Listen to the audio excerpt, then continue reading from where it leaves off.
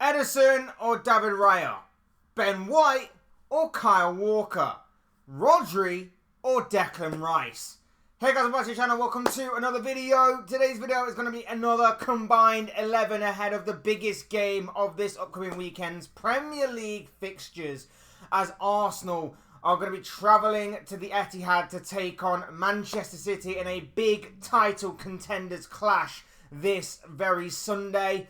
Last week, as you may recall, I did a combined 11 for Arsenal versus Tottenham ahead of the North London derby last weekend. This weekend, it is the turn of Manchester City and Arsenal. So, we're going to get into it. We're going to be talking about who gets into my personal combined 11. But before we go into all of that, I would like to remind you all to please like the video and also subscribe if you're new. Both things are always and very greatly appreciated.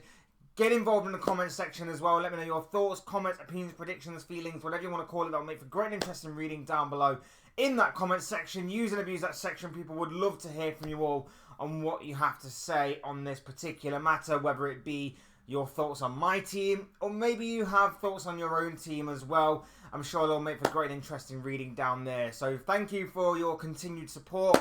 But without further ado, let's get on with the video. And first up, we are going to be talking about the goalkeeper situation, and I have gone with one David Raya. Now, a lot of City fans might be angry with me right off the bat. They claim that Ederson is so much better and is probably one of the best goalkeepers in the Premier League. And to that I say, I've never found him to be as good as what Man City fans hype him up to be. I really haven't. His distribution and his passing is incredible. But as far as shot stopping goes, I find him to be relatively average, in all honesty. If you want a passing goalkeeper, may I suggest putting Kevin De Bruyne in goal?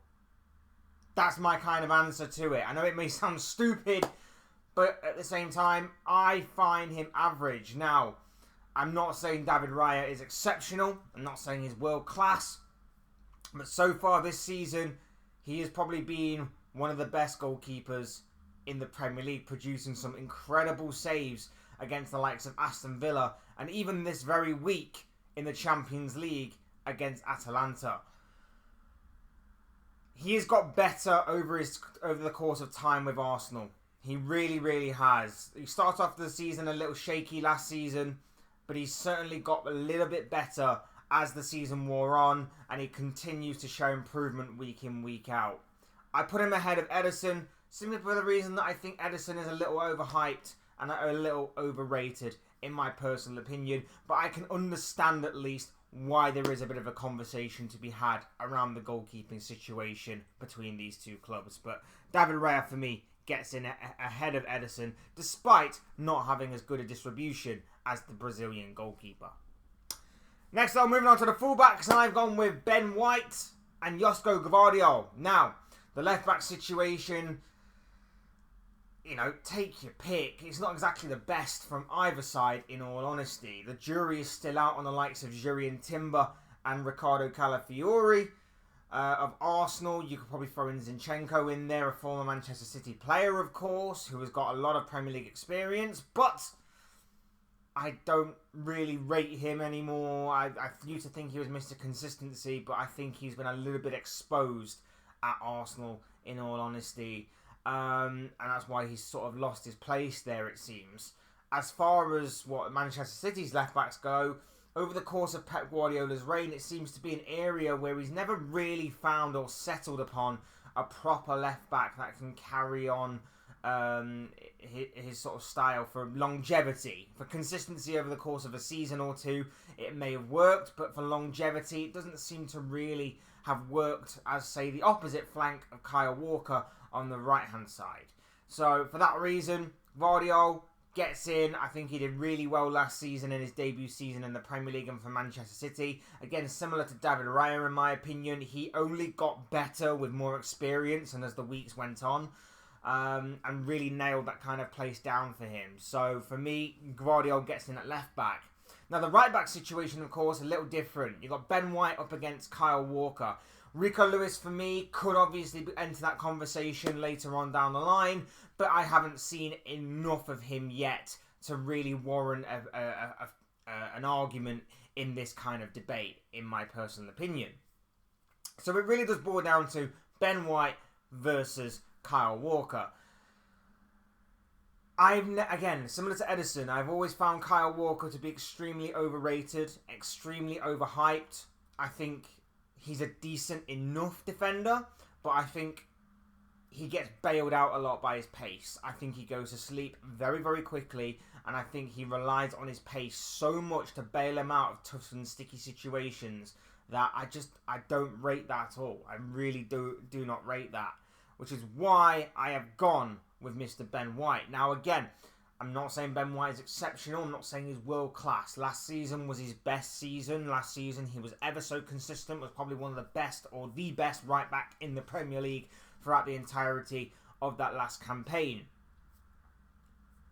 I do think he is vulnerable at times. I do think he can be got at times. And I don't exactly think he is as exceptional, as world class as what some Arsenal fans make him out to be. But I think in this context of this debate, I think he is better than Kyle Walker in my personal opinion. So that's why I've gone with Ben White as a more well-rounded defender than what Kyle Walker is, in all honesty. Moving on to the centre-backs, and I've gone with William Saliba and John Stones. Now, a lot of people may say that Ruben Diaz is in with a shout, and I can understand the reasoning and the logic behind the argument. But for me, John Stones has always been Manchester City's best defender. I think he has truly been Manchester City's best defender for a number of years.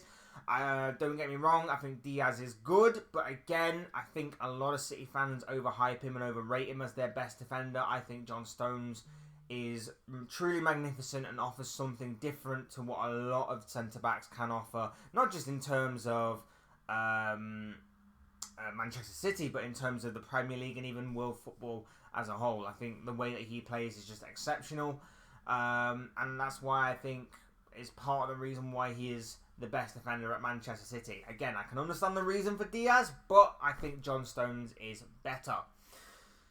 Saliba, that's a no-brainer in my opinion. He has been exceptional for Arsenal these past couple of years, and you can really tell when he's not in the squad on the very rare occasion how much they do miss him. For me, Saliba's a no-brainer. Stones is a bit... I can understand the argument for Diaz. A lot of Arsenal fans will probably say, well, then you need the pairing. You need one and the other in, obviously, Saliba and Gabriel. But, I don't really rate Gabriel. And a lot of people were saying, well, he scored against Tottenham last week. I'm like, yeah, he did. But I still think there is a horrific mistake in Gabriel more often than not. And I think he does get bailed out sometimes by Saliba.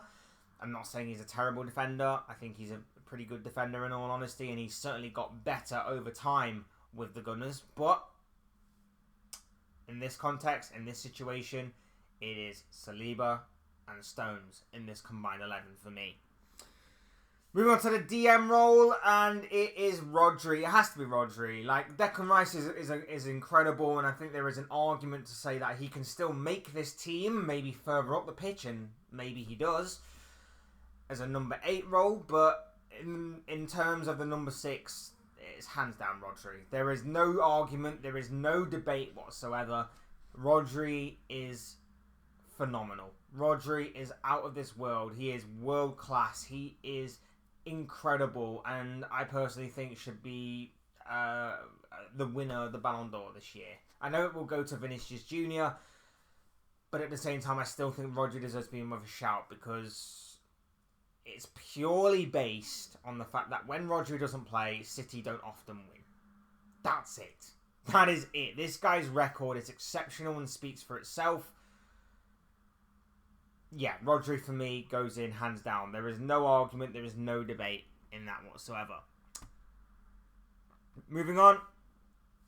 The central midfielders in this 4-3-3 formation are KDB, Kevin De Bruyne, and Bernardo Silva. Now, I did mention Declan Rice, and I think there is an argument to be made for Declan Rice against either Rodri or Bernardo Silva. I 100% understand and get that, but for me, he's not quite there yet in the presence of these two proven and exceptional midfielders.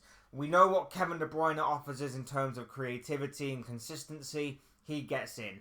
And we know what Bernardo Silva does. Often I find the unsung hero at Manchester City. You know, his personality may come across as a bit of a rat and a bit of one of those players that you hate to go up against, but you'd love to have in your team. But there's no doubting his technical ability. There's no doubting how exceptional and how consistent he is. And that's why I think Bernardo Silva just about gets in ahead of Declan Rice for longevity, consistency, and just how important he comes up for Manchester City time and time again. The amount of clutch goals that this guy scores is incredible. The amount of moments that this guy is a part of is just phenomenal. And for me, he partners Kevin De Bruyne in this combined 11 midfield, making it a clean sweep in terms of midfielders for Pep Guardiola's side.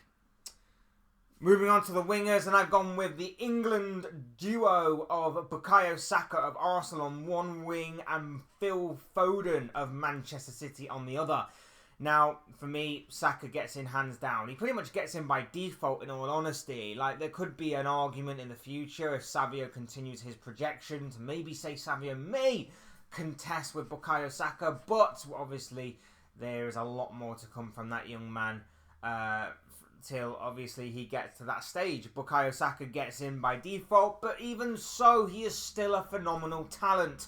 He is still full of quality, and he is coming up clutch for Arsenal time and time again. He has that moment in him that obviously can turn a game for Arsenal. He has the ability and the quality to do so, and has really made that position his own on that right wing, and so much so that obviously the guy's become one of the best right wingers in the Premier League over the past few years or so, with the exception of maybe Mohamed Salah.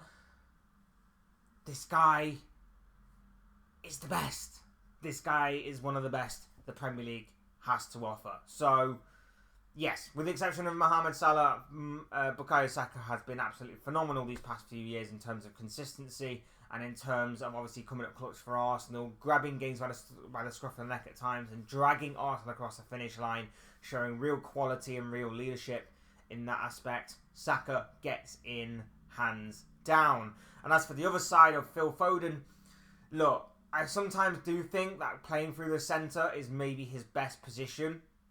And there's no doubt about it that Foden can do a job on the left for City. If he's given that freedom to wander as well, even better. His creativity is incredible. You know, I like everything about this guy. He's quick. He's got excellent technical ability. Consistency-wise, he's brilliant as well. I run out of superlatives every single season to say about Phil Foden, and you know the hope obviously for City fans is that he continues to improve, he continues to get better. But yeah, for me, he gets in because his competition in that wing area, I don't really rate Jeremy Doku that much. I think a lot more is still to come from him. And obviously he needs to prove it against different types of opposition rather than just ones that are going to try and be on the front foot. And he can obviously beat with his superior pace. And on the Arsenal side of things, Martinelli has somewhat dropped off this past year or so. Trossard scores important goals for Arsenal, but I think Foden is certainly better than him, in all honesty. So I've gone with Foden on the left and Saka on the right. And up front, no prizes for guessing who I've gone with for the striker situation. But between Kai Havertz and Erling Haaland, I have of course gone with Arsenal's Kai Havertz. No, of course not. Of course not. How can I go against this guy, especially this season? Erling Haaland has been on absolute fire this season, this campaign so far. If the guy scores on Sunday, he will have entered 10 goals in 5 games. 2 goals a game so far for Erling Haaland, if he is to at least score 1 goal on Sunday against Arsenal, a team who have admittedly kept him quiet the past couple of times that they've played against him. But like I say, with the way that he started the season so far this campaign, he seems to be a different beast, a different animal, and I can't wait to see what happens when the irresistible force of this man comes up against the immovable object of Arsenal's defence. It's going to make for an exciting and intriguing tie. But like I say, this guy continues to break records. This guy continues to be consistent. This guy continues to just do his job in scoring ruthlessly, relentlessly, consistently. And like I say, the guy is simply phenomenal. And I don't even think we've unlocked even half of the potential that Hazard? Why Haaland? Jesus Christ, where the hell did Hazard come from? That Haaland can do in this City side so far. So, very much looking forward to tomorrow's game. And for me, Haaland is going to be a key player in that regard. Is his finishing going to be as on form as what it has been so far this season? Only time will tell. And there you have it. Those are my thoughts, comments, opinions, predictions, feelings, whatever you want to call it, for the combined 11 of Manchester City and Arsenal. I'd love to know what you guys had to say about my combined 11 or your own combined 11. So please do drop your thoughts, your comments, opinions, predictions, feelings, whatever you want to call it in regards to this particular topic down below in the comments section. Would love to hear from you all and what you have to say. Please do use and abuse that comment section, people. Would be great to hear from you all. Otherwise, hit the like button on the way out. If you enjoy the video, subscribe if you are new or want to see more content like this. Both things always and forever be greatly appreciated. Thank you so much for your continued support on the channel. Really do appreciate it. Otherwise, I've been Fletch. This has been another Fletch Talks video, and I will see you speak to you all again soon in another video or live stream or whatever it may be. Cheers, guys. Thanks everyone for watching. Enjoy the football, and I will see you speak to you all again soon in another video or live stream or whatever it may be. Cheers, guys. Thanks everyone for watching. Take care. Enjoy the rest of your day. See you all again very, very soon.